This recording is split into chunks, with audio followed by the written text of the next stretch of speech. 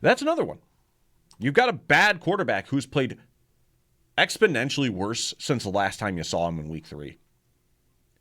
Tua played solid against the Bills. One of his better days of the season. And while I do think that had to do with the Bills playing off and allowing Tua to hit his first read right away, he was also not a total disaster yet. His worst football had yet to come that season, or this year.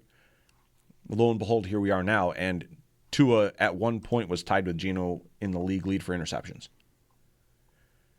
You can rattle him, you can get to him, and fluster him, and I do think that that is going to be because you now have a more athletic profile on the field in Maxwell Hairston.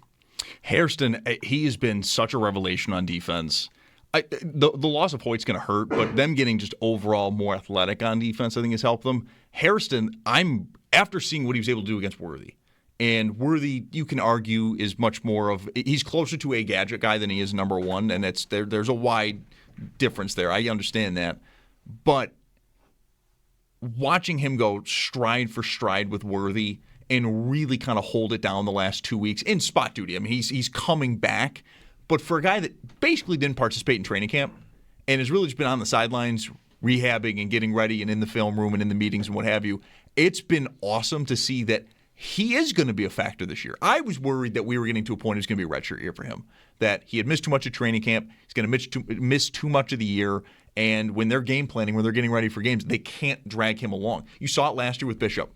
Bishop, that was the biggest problem. He missed most of training camp, and it got to a point he can only come in really when we got injuries. We cannot rely on him. Now, you're seeing now that he's got more games under his belt and everything like that, you see his best game last week as a player, as a pro, by far. That was his best game.